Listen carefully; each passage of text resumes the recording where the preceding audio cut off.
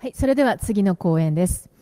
次はプライバシーシールド後の生活、データ転送法は世界のビジネスを止めるかについて、ジョナサン・アームストロングさんにご講演いただきます。ジョナサンは英国のリスク、コンプライアンス、フィンテックで6番目に影響のある人物として評されていらっしゃいます。2016年にはデータセキュリティトップ100インフルエンサーとしても評されています。またブランド調査でオナリティカによって世界で14番目に影響力のあるデータセキュリティの人物としてランキングされています。2002年から今日までスーパー弁護士としてリーガルエクスパーツとしてリストされていらっしゃいます。ジョナサンさんからは今回のテーマについて動画をいただいております。動画が終わりましたら皆様からのご質問を直接ご本人にお聞きしてまいります。Our next session is Life after privacy sealed. Will data transfer law stop the world doing business? Please welcome our speaker, Jonathan Armstrong. Konnichiwa, I'm Jonathan Armstrong from Caudry, the specialist compliance law firm in the UK. And I'm very pleased to be with you, at least virtually. Obviously, I'm disappointed not to return to Japan.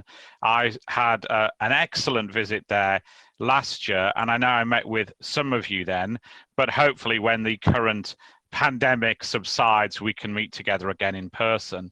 And let me also thank my friend, Mr. Takahashi, for inviting me to speak at this event.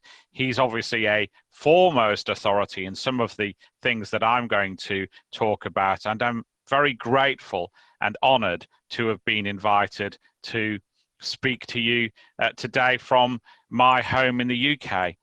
So what I'm going to talk about today is I'm going to look at life after Privacy Shield. I'm going to talk a little bit about the background to the latest installment, not the last, but the latest installment in the Schrems litigation.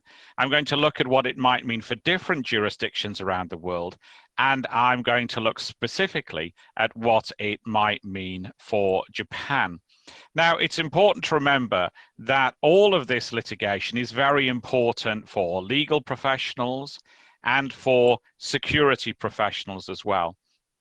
And indeed, anybody in Japan, because I think it gives a restriction on some of the ways in which you can do business with Europe, but also it gives opportunities to companies that do things correctly, and particularly to information security professionals.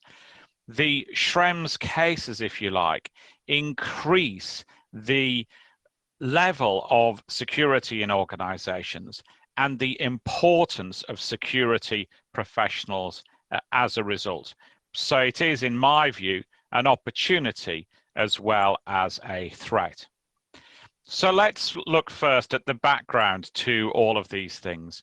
Now, many of you will remember the Schrems litigation and how it started. And I've been fortunate enough to follow this litigation for many years, and indeed to speak to Max Schrems on a number of occasions and to interview him at conferences. Now, in some respects, this all starts back in 2011, some 9 years ago now, when Schrems attended a lecture whilst on a gap visit to Santa Clara University. He had a discussion then with a representative from Facebook who was a guest lecturer in class, and he made a subject access request to Facebook as a result. Now, subject access requests, for those of you who don't know, are a process under the old EU data protection law and under the General Data Protection Regulation, GDPR, where an individual can say to an organization, in this case Facebook, give me all of the data that you have on me. And so Schrems served that request on Facebook, and he was disappointed with the reply. He got more than 200 pages, but he thought that was not enough and that they had more data on him. and he therefore made a complaint to the Data Protection Commissioner in Ireland about Facebook and the way in which it had handled his data. And he made the complaint in Ireland because Facebook's international operations were based in Ireland. Now, in July 2014, the Irish High Court referred the Schrems 1 case to the ECJ, the European Court. And by that time, of course, Edward Snowden had made his allegations about the activities of the US security services. And that made the situation more difficult for Facebook because it was harder for them to guarantee that Schrems's data was safe in the US if the NSA could look at that data. And so, as a result, in October 2015, taking into account the Snowden allegations, Safe Harbor, the mechanism that many corporations had used to transfer data from the EU to the US, was struck down. Now, the litigation did not stop there. In November 2015, Schrems had brought a second action, which was effectively a civil action seeking damages. He said, if Facebook have handled my data incorrectly and handled the data of many thousands of other people incorrectly across Europe, then we should be paid money as a result. And that case, the Schrems 2 case, is still progressing through the courts as individuals seek compensation against Facebook. Now, in December 2015, Schrems brought another complaint to the DPC, this time against something different called standard contractual clauses. Facebook had said, okay, we don't use Safe Harbor anymore because that's gone, but we'll use some special types of clauses instead to transfer data. And Schrems made that complaint. In July 2016, Privacy Shield was adopted, a new scheme for the transfer of data to replace Safe Harbor. And eventually, the case that was going to the European Court about standard contractual clauses had Privacy Shield joined onto it as well. And as we know, in July 2020, Privacy Shield was struck down by the ECJ. Now here there's a point of confusion. Some people call that case Schrems 2. In fact, it's Schrems 3, because as I've said, there was this civil action as well. But Privacy Shield was struck down by the European courts, and Switzerland and Israel have followed as well. So what does this mean? Well, first of all, I think that the situation, the primary responsibility for fixing all of this is with the US administration. The European Court criticized the fact that the US administration does not protect the data of European citizens, and obviously it doesn't protect the data of Japanese citizens as well. So will Trump build bridges? Well, in my view, I think this is unlikely. It's obviously an election year, and in 4 or 5 days' time, we might know the result of the election. There's clearly an increased focus on security in the US, and lots of xenophobia, this fear of outsiders in the US, and particular xenophobia, this fear of the Chinese, and this fear that Chinese organizations and the Chinese government wish to take the US over.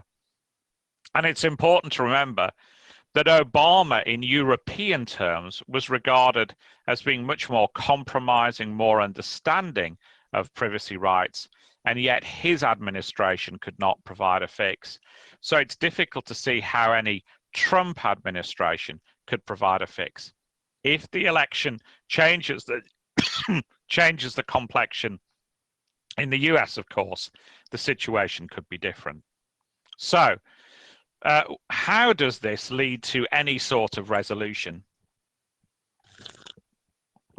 Well, first of all, businesses could try and use standard contractual clauses, these particular special types of legal agreement to transfer data. And incidentally, this bit of the judgment also applies to Japan. There is no safe harbor scheme with Japan. There is what's called an adequacy finding, which we'll discuss a little bit about later. But you still need an agreement to legitimize the transfer of data to Japan. And effectively, in very simple terms, the court said that you need to do two types of due diligence for standard contractual clauses. You need to make sure that you know who you are sending data to, and you need to make sure that you know the legislation that applies in that country. So if I'm sat in the UK, for example, and I'm transferring data to Toyota, I will need to make sure that Toyota is reliable and also that Japanese law has protections for data. So standard contractual clauses will be the way in which most organizations will make the transfer of data lawful, at least in the short term. There are other potential avenues to explore, such as binding corporate rules, but standard contractual clauses will be the main one. Many businesses are trying to avoid the issue. I have heard this week from two of our clients who say that the US administration has told them to carry on as normal because a new privacy shield will appear. I think that is very unlikely. If it does happen, the courts will also strike it down. Many corporations are trying measures of self-help, and that could be things like having an ombudsman scheme. It could be things like having external security assessments on their data.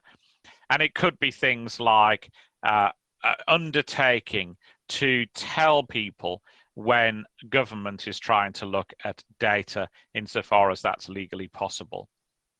And we're also likely to see reassuring words from the European Commission as well to say that a new agreement is on its way.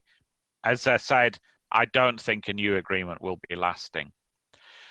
But despite those sort of four things that look at resolution, there are many things that make this more difficult. Firstly, there is litigation. Already, a German group has taken action against Amazon and issued proceedings in Munich in Germany to effectively say that because Amazon says it uses Privacy Shield, it breaches the General Data Protection Regulation. And that is a significant case if it can run. Breaches of GDPR are punishable by a regulatory fine of 4% of global revenue, in Amazon's case, a very large number, and the civil action might entitle individuals to damages, and that's what the German group is seeking. Regulators will act.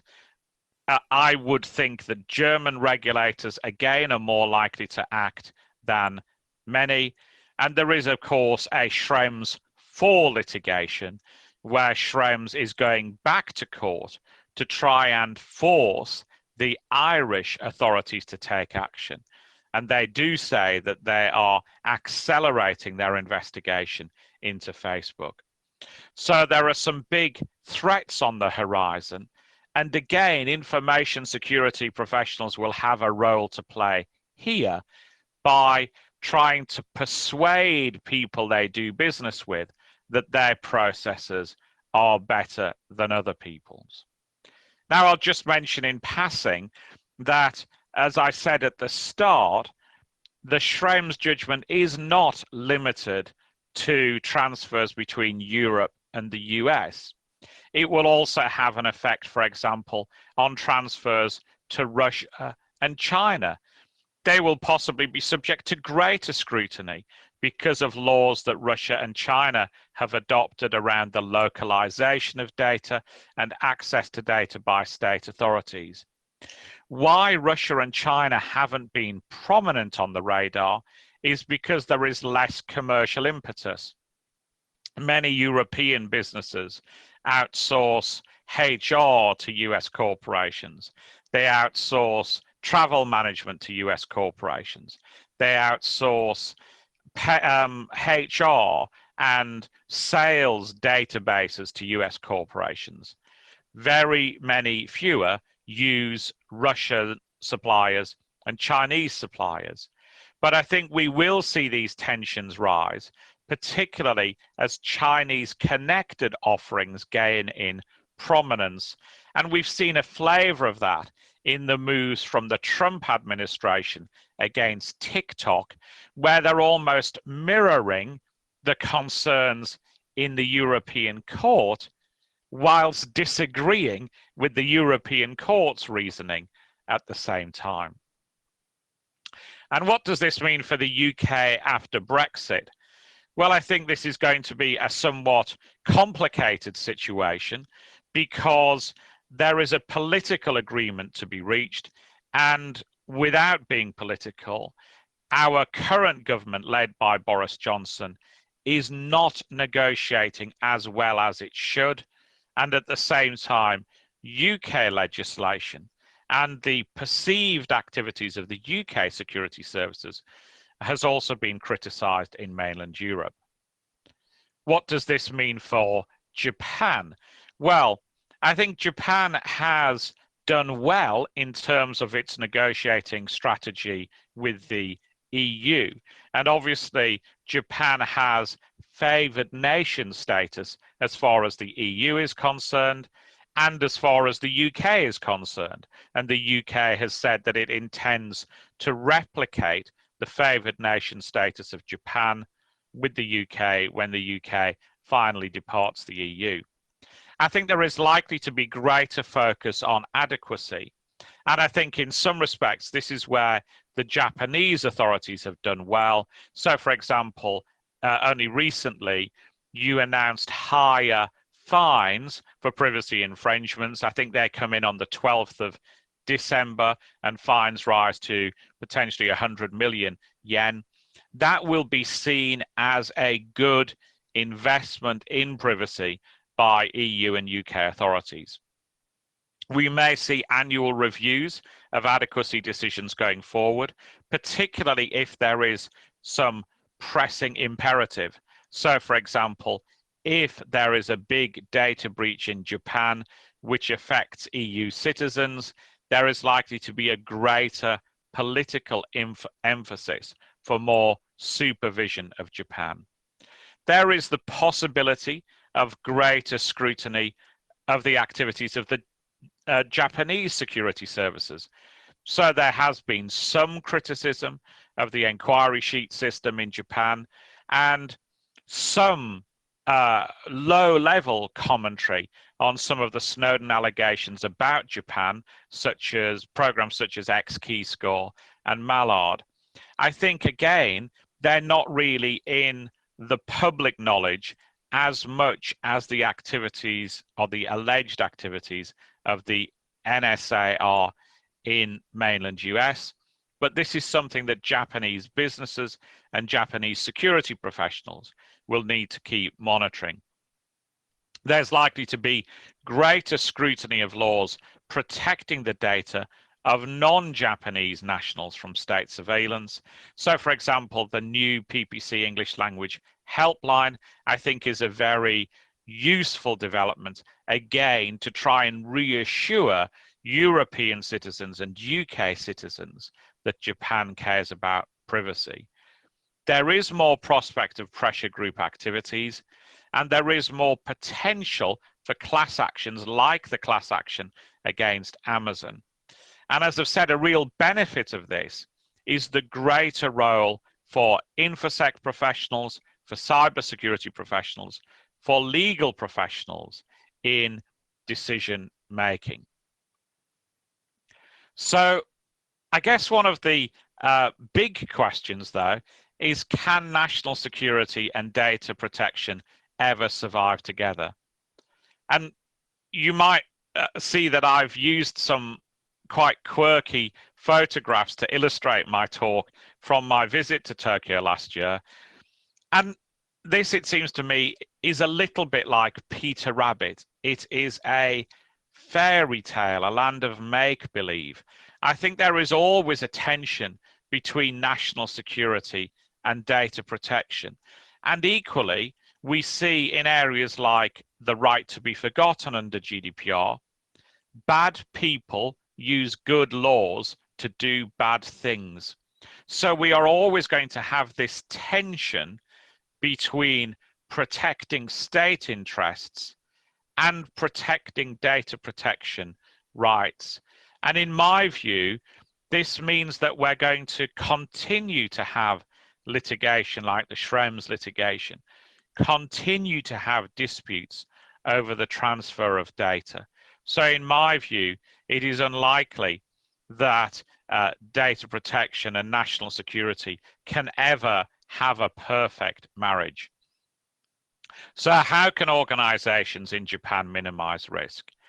Well, I was touched when I went to Kyoto by this sign telling people that they must stop Pokemon Go when walking round the monuments in Kyoto. And I think that's a good example of how organizations in Japan can minimize their risk. They need to give clear instructions both to their own individuals and also to the people they are dealing with. They need to be very transparent with people and explain how they will protect data and the measures that are in place in Japan to ensure the protection of personal data. So first of all, this will be about setting out very clear rules. This is how we handle your data. This is how we keep it secure. There needs to be a very strong emphasis on security. You will need to look at standard contractual clauses. They're sometimes called model clauses. They are not perfect, but they are probably the best thing possible. You need to be prepared to explain the limits on Japanese law. In some cases, this might mean that you need a formal opinion from Mr. Takahashi or eminent lawyers in Japan to explain the protections that exist in local law. You will need to look at other measures, for example, potentially an ombudsman scheme to deal with complaints from individuals. And you'll need to have a proper process in place to make sure that you can deal with requests for data properly. And remember that that's how the entire Schrems litigation started. One man made one request for his data, and he was not satisfied with the reply. So one individual can change your world. And as a result, you have to be aware of how you deal with employees, how you deal with customers, how you interact with people if you're a large company, because one man can change your world. Now, I know that I've spoken quite quickly and that my English is sometimes quite hard to understand. And so I've left some FAQs on the screen here where you can look at these specific links for some of the topics that I've discussed. The first one is a general introduction to GDPR. The second one explains some of the words that we use in data protection and in information security in the UK. The third one has some notes on the Schrems 3 case and a short film. There are some details of the Swiss Privacy Shield collapse there. A short film about the first 2 years of GDPR and some of the other cases that we have seen on data breach, for example, and data security concerns. There's an article on the same topic. We've done a lot of work around corporate investigations and the issues between GDPR and data and corporate investigations. That's on the next link. We've done some work around Facebook and data protection impact assessments, which are a useful way of minimizing risk, on the next link. And then we have a film on brands in a crisis that you might find useful, and some details of the Amazon litigation over Privacy Shield in addition. Now, it's been my pleasure to speak to you. I hope that that's given you a flavor of some of the tensions between data protection, data security, and national security. Of course, I'm available to answer your questions now, hopefully in the chat if that is working. And if that isn't working, do feel free to reach out to me via email, and you can follow me on Twitter. And all that remains to say is that I've been very honored to speak with you. Thank you so much for the invitation, and I hope that you have a very interesting rest of conference.